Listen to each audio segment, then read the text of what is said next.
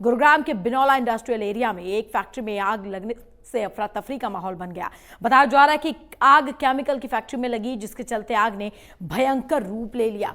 आग लगने की सूचना मिलते ही दमकल विभाग की कई गाड़ियां मौके पर पहुंची और आग पर काबू पाने की कोशिश की, लेकिन फैक्ट्री में केमिकल होने की वजह से आग और ज्यादा फैलती चली गई।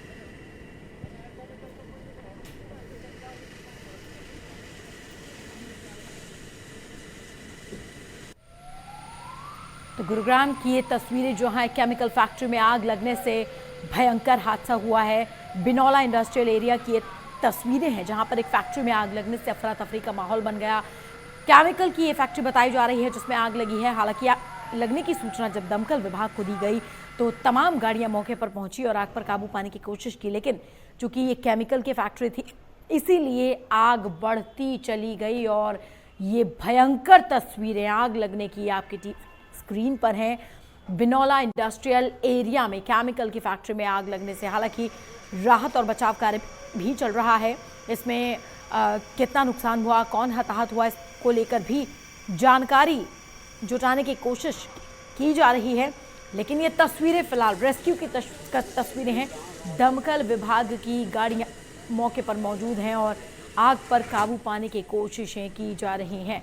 आग किस वजह से लगी इसका कारण अभी पता नहीं चल पाया है, लेकिन केमिकल की फैक्ट्री में आग लगने से भीषण हादसा हुआ है और ये आग बुरी तरह से फैल गई। फिलहाल दमकल की जो गाड़ियां हैं वो आग बुझाने का काम कर रही हैं।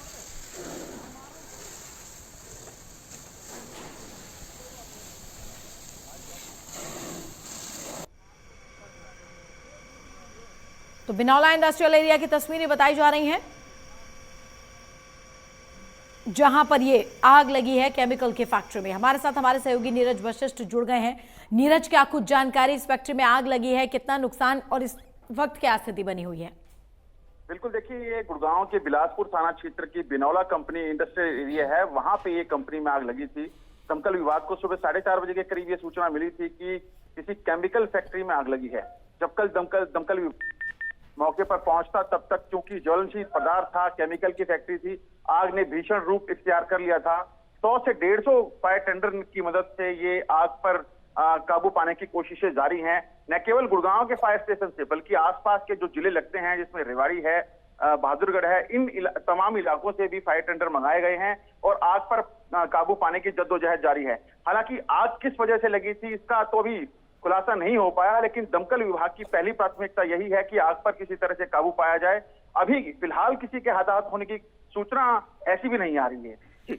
क्या किस वक्त ये आग लगी और जब इस फैक्ट्री में आग लगी तो क्या मजदूर थे, इसको लेकर भी कोई जानकारी?